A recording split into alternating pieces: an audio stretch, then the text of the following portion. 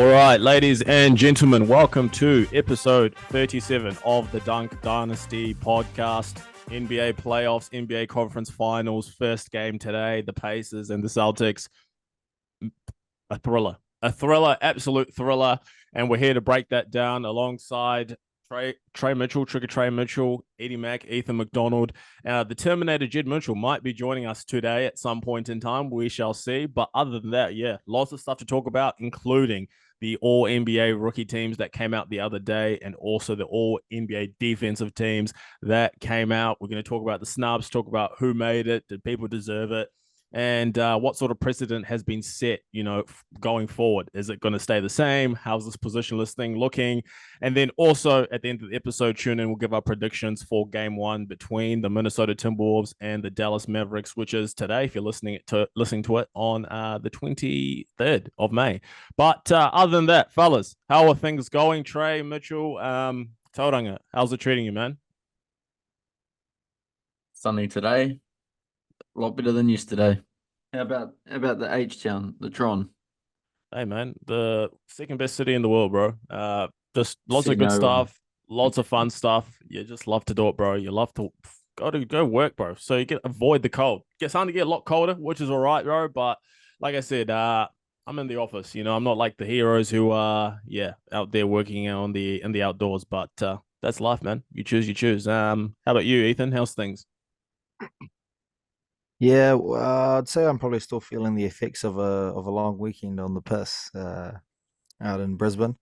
Bit of fun watching the rugby league, and I'm just excited to get back into a bit of NBA and chat a bit of shit with you boys about why we think the Celtics are the best team on the planet. How many guys you get with an Aussie?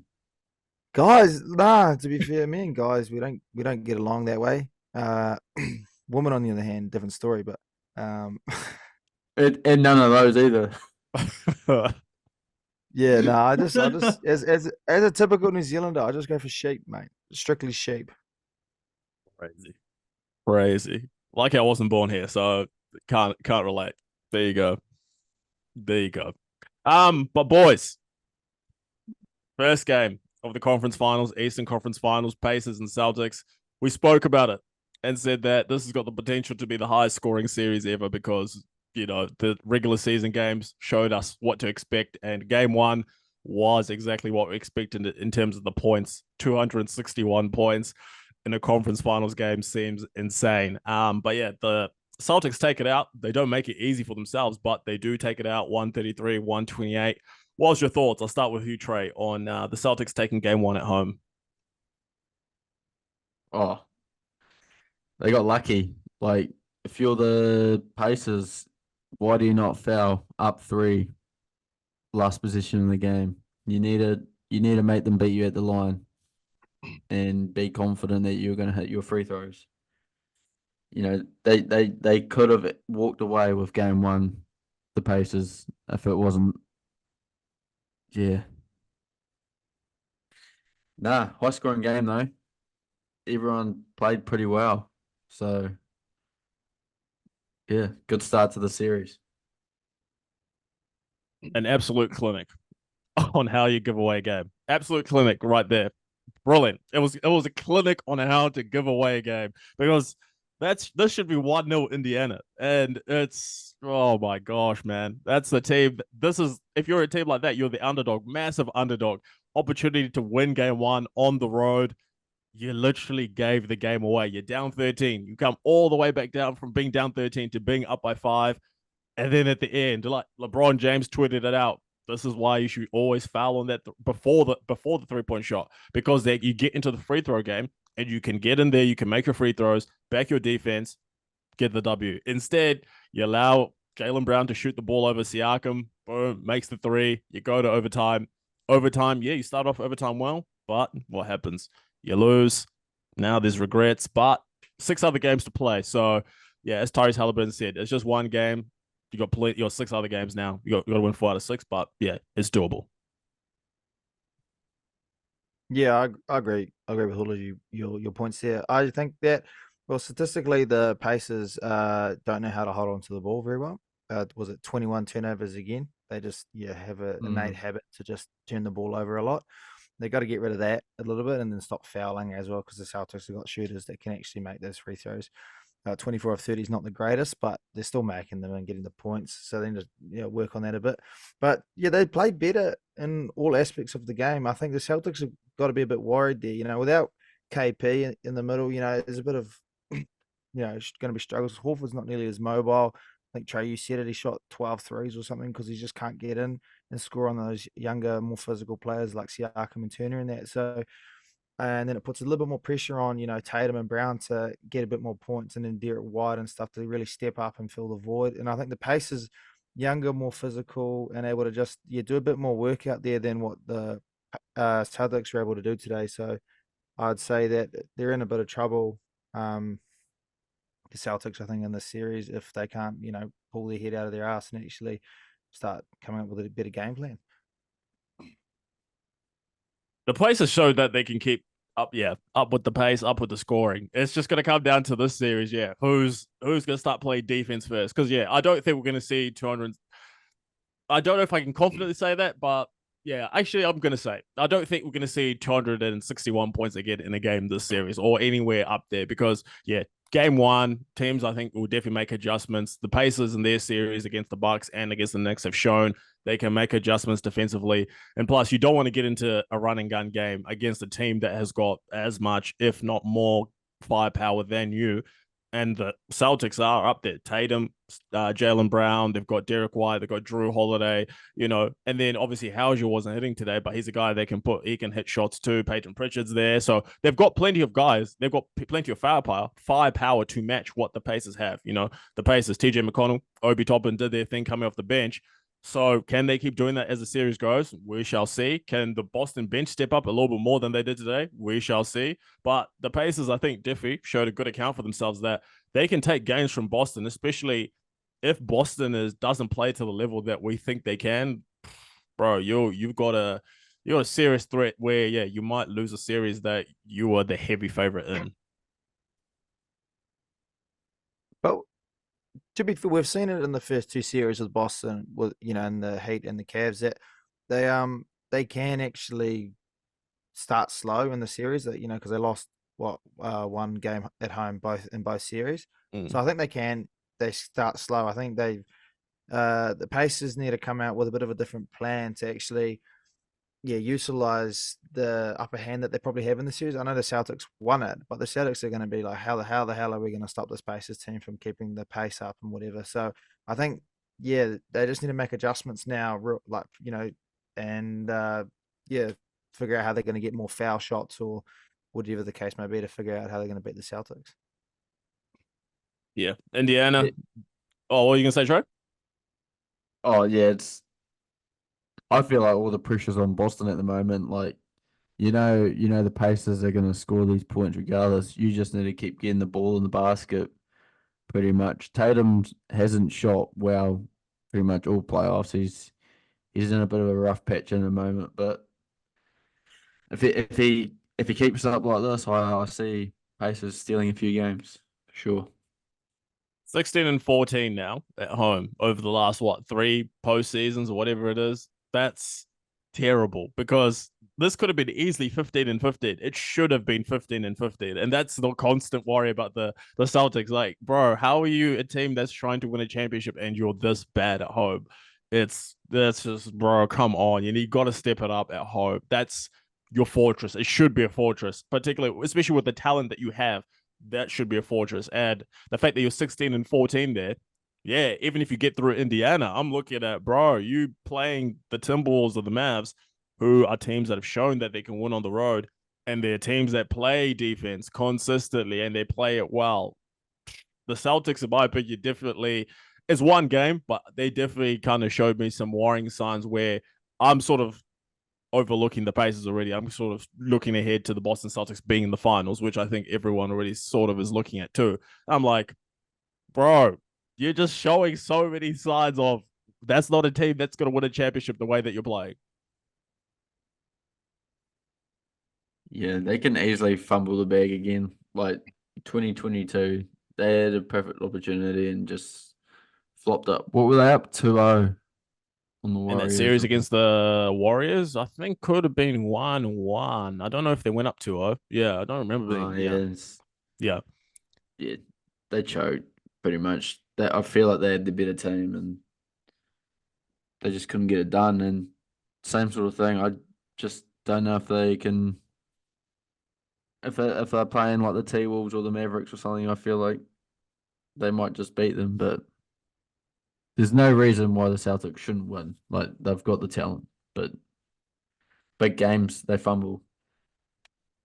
And I think that's a point to acknowledge is that the Celtics, do fumble a lot of big bag games and all that. But if this series, let's just say they lose it in 7 or lose it in 6 or whatever happens, let's just say it happens.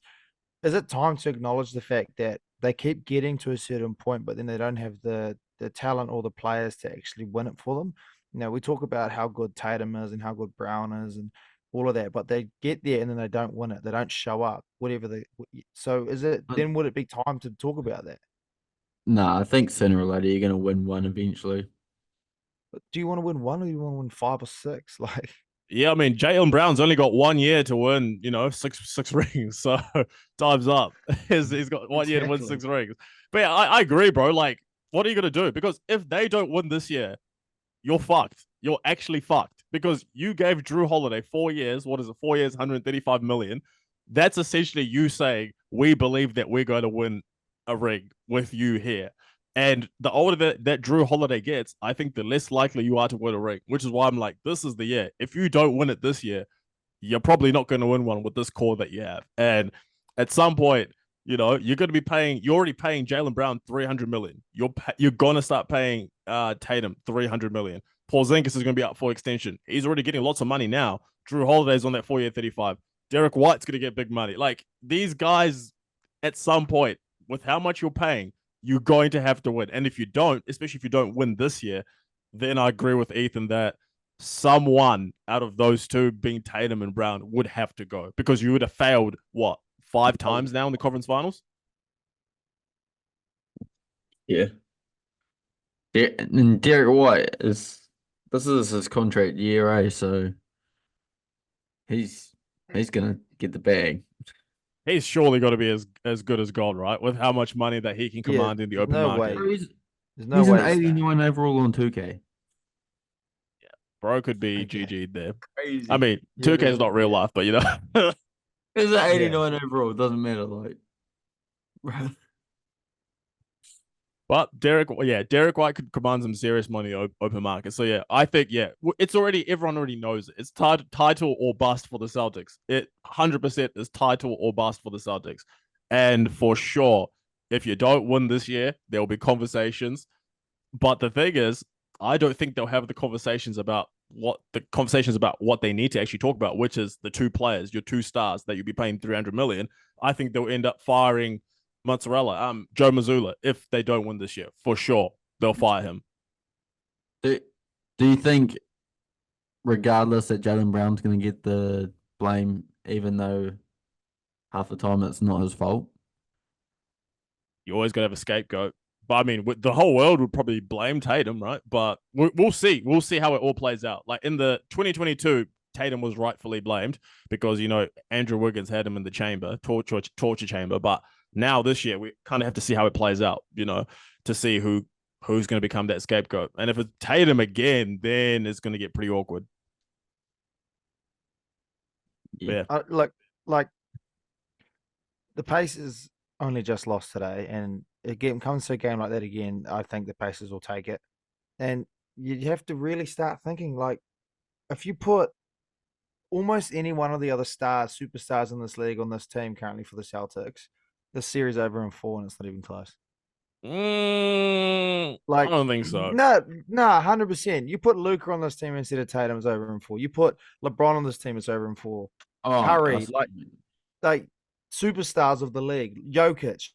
But you got Tatum on there leading this, and it's close. They're struggling to start the series off. They're losing games at home all the time. Like, I don't know why people see Tatum as a top 5 in the league or some of the best or MVP. I just don't see it. I think you're point. underestimating the Pacers, bro. The Pacers are a good team. Obviously, they've been in hospital The teams. Celtics have what 5, could even be 6 All-Stars on that team if it was Oh, well, I don't know different about year. that one, but how? What do you mean? listen, Derek the White was Pacers spoken are about being an two. All-Star. KP's been an All-Star. Brown, Tatum, Drew Holiday, and then we also got Horford. Okay, that's four. Okay, that's four. Current or former. Okay, yeah, current or former All Stars. Yes, but no. If you put Jokic on this team, they're not winning in 4. The Pacers are too good to not win games against the Celtics or against any They're team. winning 5. No, bro, I'm telling you, the Pacers. You guys are underestimating the Pacers. You don't reckon if you swap Tatum for Jokic, they wouldn't win in 4? Fuck no, no chance. What do you mean? What's Jokic going to do on the defensive end? He just helps them offensively. Defensively, Jokic ain't doing anything for you. Jokic ain't going to get cooked by Miles Turner, brother. Don't give me that. What do you mean? Miles Turner is a perimeter-oriented player. Of course he's still going to cook against Jokic. Because Jokic, come on, bro. Like, let's be real here, guys. Jokic is not a lockdown defender. He's not a lockdown center. He's been holding his own lately. What do you mean holding his own, bro? Come on. He got cooked by AD, and then the second series he was playing Rudy Gobert. Of course he looked good against Gobert. Against AD, what was happening? AD was averaging like 30. Come on, man. Let's not do that. AD's meant to be face of the league, by the way. Jokic, you think Jokic on the Celtics would beat the Pacers in 4? Look. There's no way we're going to get to the conclusion of this answer by us 3 arguing about it. We'll ask the fans. See what the fans think. Oh my god! I tell you Should right run now, a simulation on 2K and see what happens. no one on planet Earth is going to agree with you two. To say that the Celtics with Jokic are sweeping the Pacers. Oh Lord, let's put it to the fans. That's what I want to hear. So if the Celtics now sweep the Pacers, you still think that if Tatum and Jokic were swapped, they wouldn't sweep?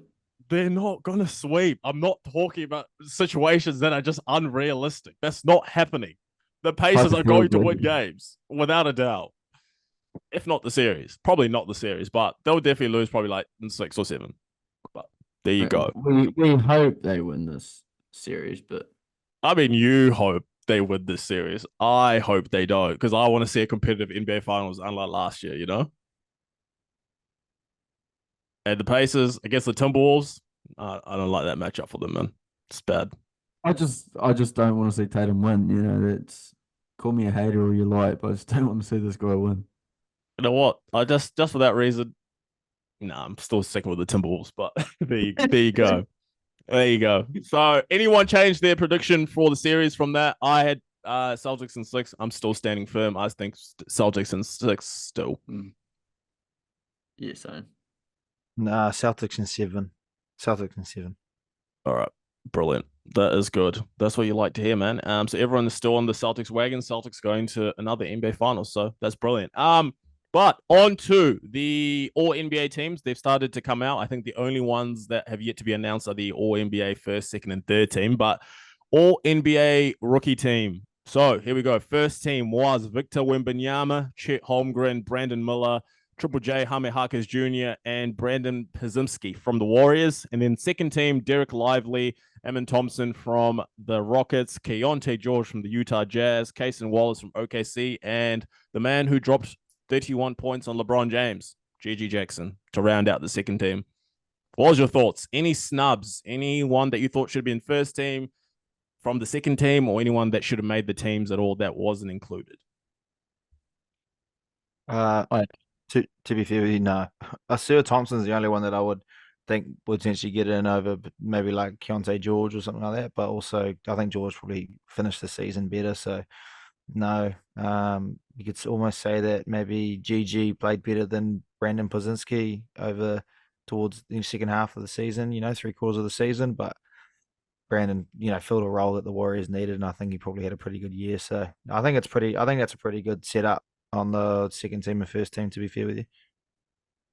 Damn, I was surprised. I was well, it's hard to say surprised. I thought there was 4 guys guaranteed first team, like for sure, but which was Jaime Jaquez, Brandon Miller, Chet, and Wemby. That was guaranteed. So that 5th spot was sort of up in the air. I don't have any problems with Pazimski, but yeah, I definitely maybe because the voters were a little bit more biased to guys who finished the season early in other awards, like Sixth Man of the Year, Nas Reed, the way he finished, they rewarded him for that. So I thought surely you're going to reward someone else, like Eamon Thompson, when he was stepping in for the Rockets and he was putting up good numbers.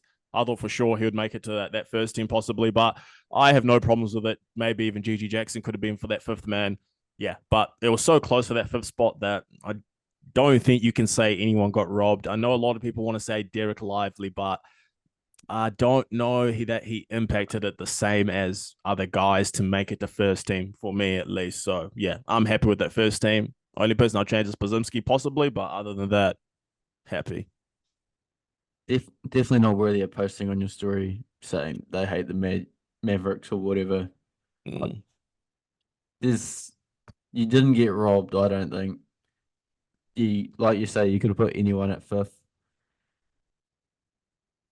Gigi Jackson or Keontae George probably would have been the one I probably would have swapped him for, but Podzmiski, or whatever his name was solid for most of the season. Probably more solid than those other guys throughout the whole season. So that's probably why he got the edge. See, I with Keontae George, like, yeah, happy with him to be in the second team, that's okay. But I thought Asur Thompson probably had a better overall season. Just Keontae George had a better few months to finish the season when the Jazz were going through injuries and that. I just thought Asur Thompson probably had a better season overall. Asur had a good first 2 months, and then, bro, he crashed his car. He fell off I a don't cliff. think. Jed, you're here. Oh, lovely to see you, mate. How you going? So, Bro, Asur Thompson's car hit a brick wall 2 months into the season. and He that wasn't brick wall was thinking. Kelly Oubre on his bike. No, The see, only I don't think person that that's- I'm looking no. here at that second team that shouldn't be there, Cason Wallace, plain and simple. Get him off the You team. reckon? 100%. Why the hell is he on there? I don't reckon it's a hot take that he's on there though. Like I think reckon it's a he- robbery that he's on there. I think easily. Nah. The person who Nah. I talk smack about the whole season should be on there, without a doubt. The man who's building houses for the homeless in Portland should be in that team over Cason Wallace every day of the week and 7 times, 10 times, 15 times, 20 times on a Sunday. It should be Scoot Henderson over Cason Wallace, without a doubt. No, like, No way. But I think Cason Wallace had a way better all-round game. He didn't get many shots, but he's like the sixth option. But he fit into the Thunder like he was a fifth, sixth-year player. He didn't play like a rookie. He played like someone who could make the most of their minutes and impact the game in a positive way. Whereas Scoot Henderson, the only way he benefited the Portland Trailblazers positively was the fact that they're going to stay low in the standings and get a higher draft pick. That's the only positive impact he had back then. No, hold on a minute, Jed. It's- That is a violation. it's easy to make brother. it. Nah. It's easy to make an impact when you're playing with a guy who's top two in MVP voting. Like, you're looking at a team that made it to the conference Okay. semifinals. I agree with you there. It might be easier, but I feel like they could rely on him for key parts. Like in the second round, they had him guarding Luka for a good number of positions, him guarding Kyrie, and they trusted him. I feel like it's a regular season award. That's that's what I'm saying. true. Like, it's But- regular but- season. It's but- not about what you do in the But like, playoffs. I feel like no, he was someone who could be counted on, and he was never going to deliver big stats, but you could count on him. I feel like that's what a lot of the voters appreciated about him. I'm not saying count like on he him? was on the higher end of the second team, but he definitely deserved to be in there. Could I you count know. on him, or you just couldn't count on Josh Giddey? What? No, you could count on Cason Wallace. They had so many other guys that they could have played ahead of Cason Wallace, but he earned his minutes and he was a key part of the rotation. When anyone was injured, Cason Wallace straight into the starting team, but ahead of Isaiah Joe, ahead of like Kendrick Williams, ahead of all those other guys. It was always Cason Wallace that they'd plug in there because they could count on him. He I don't know, delivered. man. I don't know. I don't think I could give it to a guy that wasn't the main guy. Scoot Henderson But he was was- a rookie, and he was the main, like the main guy. Obviously, had his up and his downs, obviously, but for sure, it's either Keontae George or Cason Wallace has got to go from that second team for Scoot Henderson. Keontae 100%. George. Yeah, 100%. Look, One of the two. statistically, There is no way Cason Scoot Wallace- Henderson shouldn't be on the team. Cason Yeah, I Wallace think- averaged. Cason Wallace I thought averaged George was 6.8 solid points as. on 49% shooting. Like, okay, cool. He's shooting the ball a lot, shooting the ball well, but he's not shooting a lot. Scoot averaged 14 on 40%. and had averaged almost 6 assists and 3 boards. Wallace averaged like 1 and 1. And Wallace had a better statistical season than what Scoot did. Scoot also impacted way more defensively than what Wallace did. That is a lie. But It's not a lie. What do you mean? Jayson Wallace was also a 42% 3-point shooter. Like that is. So that what? is He value averaged market. half the points. Yeah, What? but Like, he this didn't is shoot all the rookie ball. team. It's based on your. Yeah, but- it's supposed to be based So on your you're stats. saying that doesn't matter when Scoot Henderson for the majority of the season was shooting below 40%.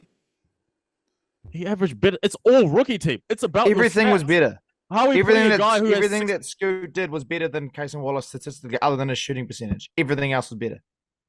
Yeah, no, he's not going over Keontae George. He was 13 and 4.5. So we can't. Yeah. So that's the thing. So it has to be Casey Wallace. Like what I was saying in the beginning, it has to be Casey Wallace. There is no way Casey Wallace should be in that second team. It's bro.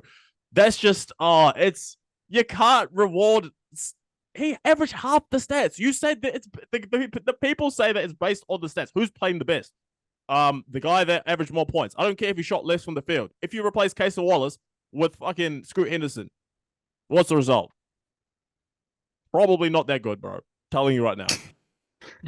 Yeah, so that's an interesting selection over there with your boy Casey Wallace. Yeah, I don't know. I still don't see it. You can't convince me. I can't see it, and I refuse to see it. Yeah, to be fair, in a perfect world, you probably do have Scoot in there. But when you're talking about the 10th player on your ballot for rookie teams, I feel like, people probably don't put as much thought into it as they probably should. Yeah, that's fair. How about in the first team? Anyone in the first team that should be moved down? I think, yeah, we kind of all agree. Everyone's good to go. So that's your your NBA first team, all NBA rookie first team and second team right there. Before we move on, I reckon as far as all rookie teams go, pretty deep amount of talent.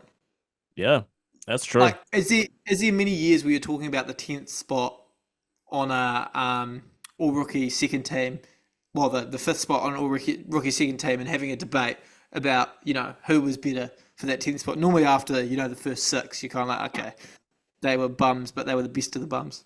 Yeah, this one has been good. Lots of depth in this one, which can be a question too. If we look at everyone not named Victor Wembanyama, who would everyone pick out of the players in the all rookie teams that has got the most potential going forward? I would say Chet. You guys can call me biased, but I feel like seeing absolute flashes of brilliance. I'm gonna back Brandon Miller to the end of the line there. That dude showed immense amounts of talent towards the end of the season, and arguably, hate me if I'm wrong, arguably played better than Chet to finish the season. Yep, I agree. I'm on the same wagon. I think Brandon Miller's he's the second coming of his favorite player. PG, 100%. I think he's got to be a solid wing player going forward, and especially now, gets an off season to put on strength. And what is it? Even the Hornets came out and said that, yeah, Brandon Miller's untouchable, probably more untouchable for them than LaMelo Ball now. So that shows you what they sort of think of him, and they really believe in him. So yeah, give me Brandon Miller. Yeah, I got Brandon Miller too. Like, his game is, he can do anything. He's just got to add a bit of muscle or whatever, but he's showing to be like he can run that team.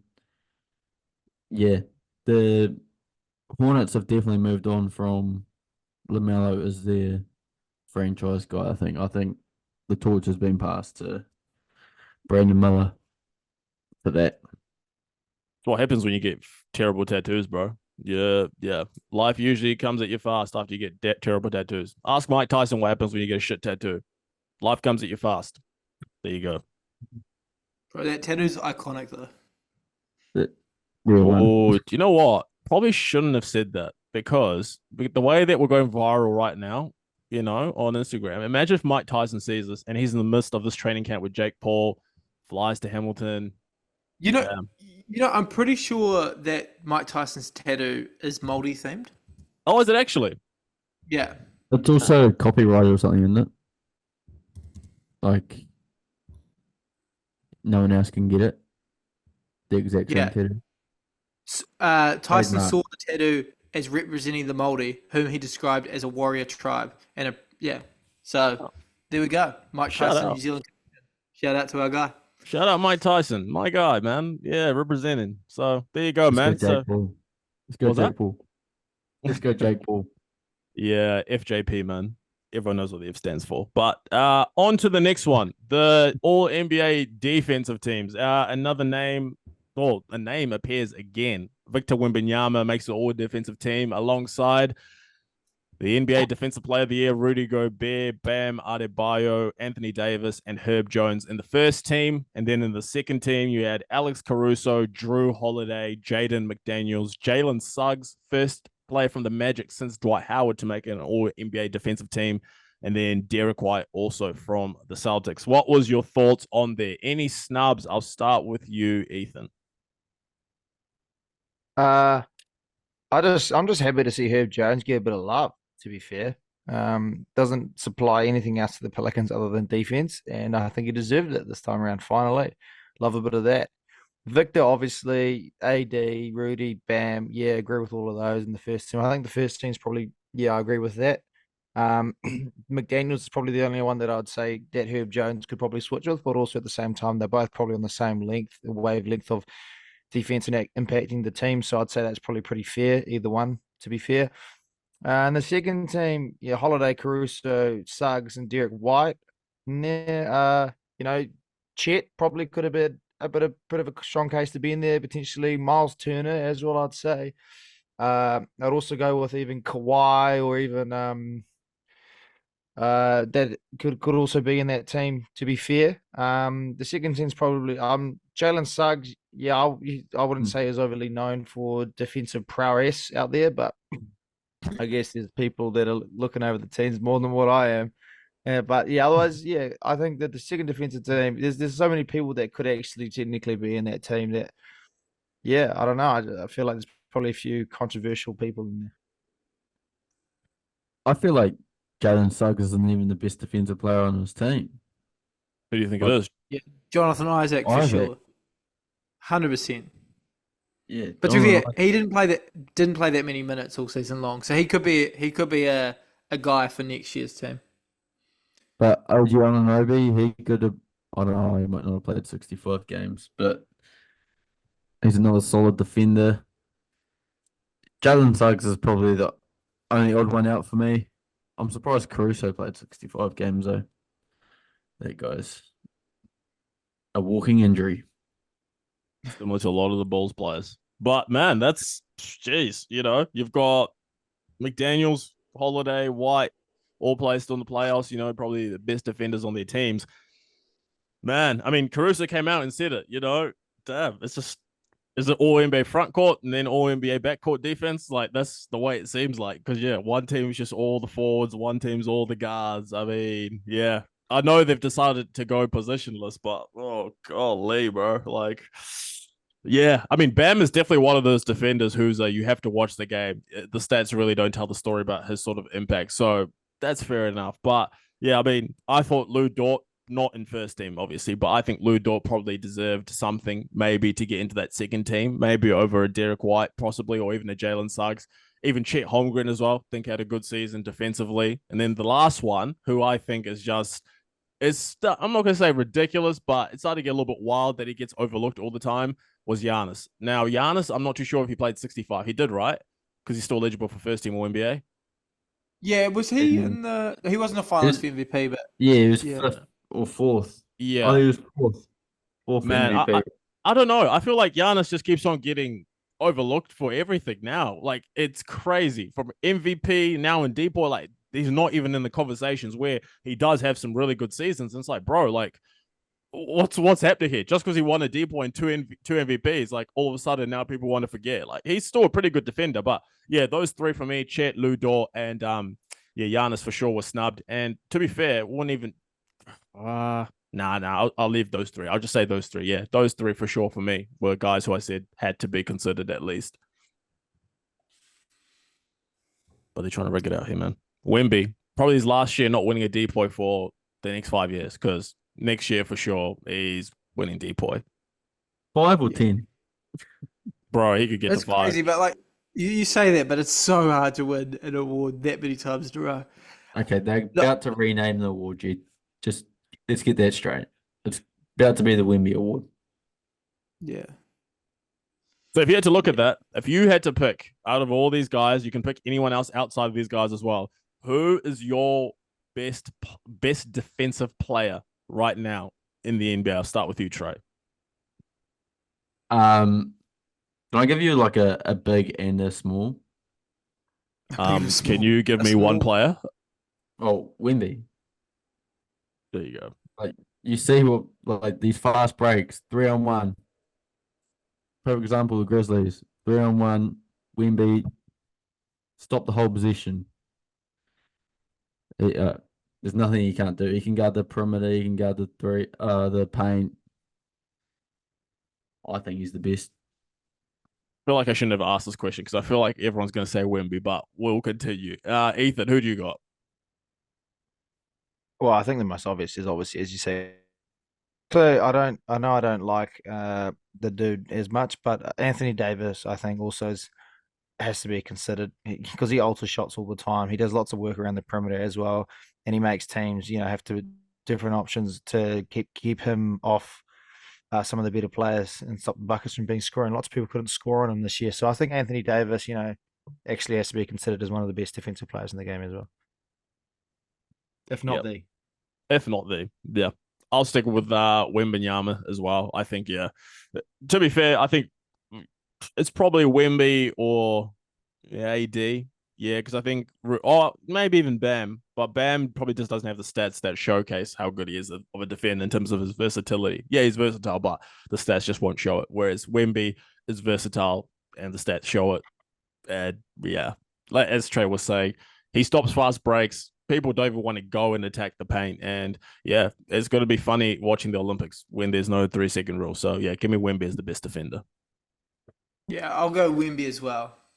But if I had to choose someone for the playoffs, I feel like there's one player who kept it up a lot in the playoffs that I feel like you guys might agree, but you'll also agree it's glazing. I reckon so far in the playoffs, first two rounds, I'd say Lou Dort. Oh, I thought you were going to say cheat. Yeah. Lou Dort. Lou Dort for sure. Lou Dort is Hey, you seen that meme, the Tom Brady one? My dad. That's what Lou Dort is to Brandon Ingram.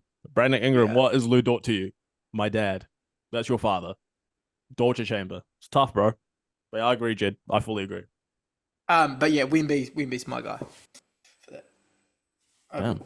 Surprised you didn't pick shit, man, but that's good. I like that. Are you surprised or like you just surprised that I made the right decision?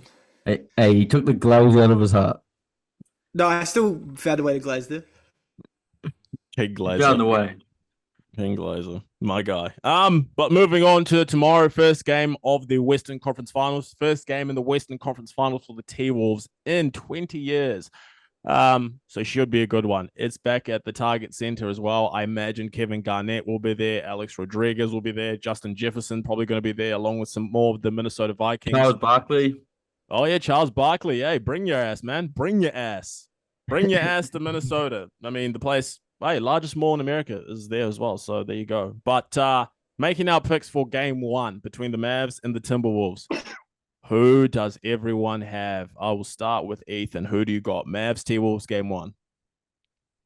Game one, I got the T-Wolves winning it, and I think Anthony Edwards is going to have a great game. Cat's going to ball out. Cat's going to drop 30 and 10. I think T-Wolves are going to beat the Mavs by 15. Okay. And what do you got for that one, Jed? I'm not going to go as ridiculous. I'm going to go with the T-Wolves by 3. I reckon it's going to be a really low-scoring game, sub 100. Yeah, so 99-96.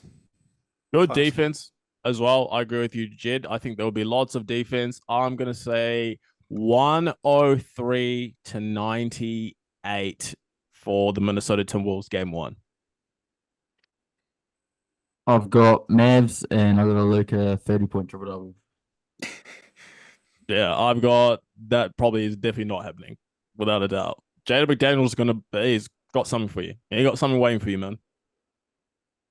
He's got 6 fouls waiting for me. Go for his knees. Those news. I can't wait to Pep watch. Beav's not on the team. Pep Beav's not on the Timberwolves anymore, man. Come on. I can't Hey. wait for the Dallas Mavericks. Oh, I can't wait for Luka to call for a challenge on every single play after they use their challenge in the first 2 minutes. Bro, can we talk? Bro, that guy first position. complains about everything. Oh my lord. First 30 seconds today for the Boston Celtics. That's probably got to be the quickest challenge ever. Didn't old mate have one like Elias as well last? Like Mike Malone had one like real quick, but bro, Luka, please, for the love of God, just play, bro. Don't have to complain all the Yeah. time. That's why you don't get the calls, man. Yeah, gets it from that Serbian, but you know, lots of complaining by the European players. Yeah, that's the Dunk Dynasty Podcast predictions for the game 1 tomorrow between the Timberwolves and the Mavericks. So on to trivia. Trivia back in action. I think the update on the scoreboard. I know I'm at 11. I think Trey's at 11. Then Jed's at 10. Ethan is there too, but somewhere. So who's got us today, fellas? Right, so I've got a sensational trivia for you all. So it's based around the 75th anniversary team. And I just kind of want to test a bit of your knowledge a little bit. So I got a couple of questions based here. It's just 1 point for each correct answer. We'll just do, one for one. We'll go through that, and then once we get the first one done, then we'll go to the second, the third, and the fourth, and then once that's all done, then we'll tally up the totals and see who wins. And I don't think it'll be anyone other than Trey. Okay, bold prediction. Okay, cool. So we'll start here. We'll start with P, and so it's the 10 active players currently in the NBA that are in the 75th anniversary team. Well, I have to name them all. No. Just you just name one, then we'll go to the next person, then the next person. LeBron. LeBron is correct. Okay, Trey. KD. KD is also correct. Steph. Yes, sir. James Harden. Yep. Westbrook. Yep. Damian Lillard. Yep. Giannis. Yep. Anthony Davis. Yep. Chris Paul. Yep. Who'd you say? Piss Paul? Okay, so yep, carry on, P. 1, 2, 3, 4, 5, 6, 7, Last 8, person. 9. Last person. Would the last person be Kawhi Leonard? That is correct. Right, so now we go to the next part here. So it's 4 players from the first NBA All-Star game are in the 75th anniversary team. So if you just throw them out, this isn't a 1-for-1. This is just throwing them out. Mikan. Billy Cunningham. Say it again, Trey. Billy Cunningham. No. Dolph Shea. Shays. I see Dolph Shays. Shays. Wait, was Mikan in there or no? I see. Yeah, I Mike, see Shays Mike first, was. by the way. Yeah, Yeah, and I Jed, said Shea. I see Jed- Shays. Jed said it first. Lou Hudson. Where's answer? No. Bob Cousy. Bob Cousy is correct. Gail Will. Goodrich. No. Bill Russell. No. Irving. Bob Pettit. No. So this guy is a bit tough. Play for Golden State. Rick no. Nate Thurmond. No. Will Chamberlain. Sleepy Floyd. No. Billy Maxwell. Tony No. Archibald. No. Steve Kerr. Art Gilmore. No. Tony Archibald. No. It says What number? so. He averaged 26.4 for the Golden State from the 50s to the 60s. Bro, His That's first name was Paul. Okay, no one's getting this. I swear. Paul Arton. Paul Arzen. Yeah. Boom. Trey got Wow. it. Okay. So there's 4 players named in all 4 of the anniversary teams in the 25th, 35th, 50th, and the 75th. Mikan. So just Shays. Mikan, yep. Cousy. Arzin. Okay. Wait, what? Slow it Wait, down. what was the question? Sorry. Mikan, Shays, Kuzi, Arizin. Okay, so it's 4 players named in all 4 of the teams. Jerry West, Wilt Chamberlain. 40s, 50s. 30, 25, 35, 15, 75. Yeah, I said that. Bob, George Mikan. Yeah, Bill Mike Russell. Bill Russell. So hold on. So P's got Mike and Cozy. Jed's Shays. got Bill Russell. Wilt Shays, Chamberlain. Cunningham.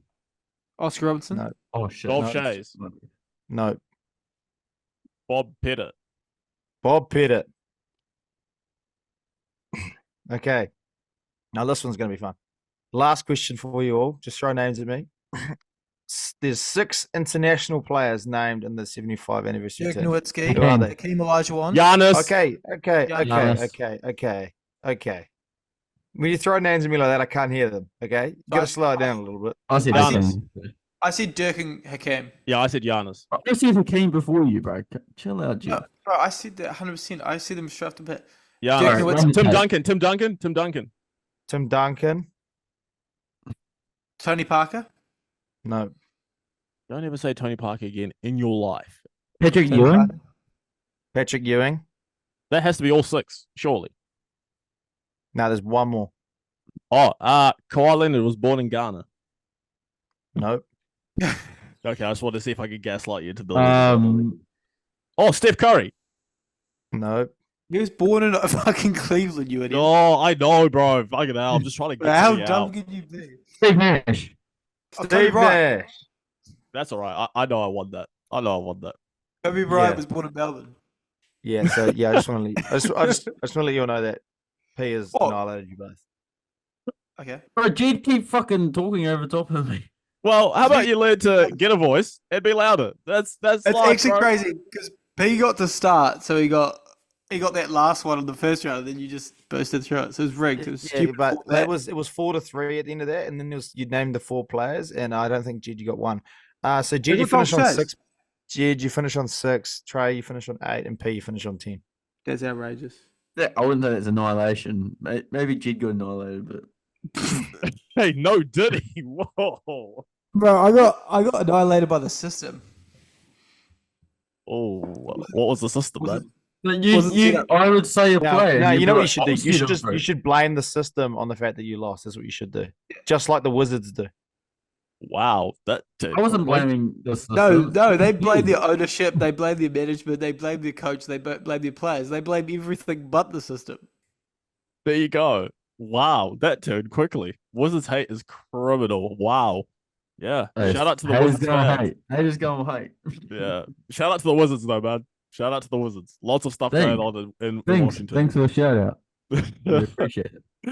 But yeah, that's episode 37 of the Dunk Dynasty podcast. Again, thank you to everyone who has been following us on social media. That's on TikTok, Instagram, Facebook. We appreciate the support. All the new followers who've popped in. If this is your first episode listening in, thank you for listening, and please leave us a review. We love putting out the NBA content, so hopefully you enjoy it. If this is your first time, if you've listened frequently, even better.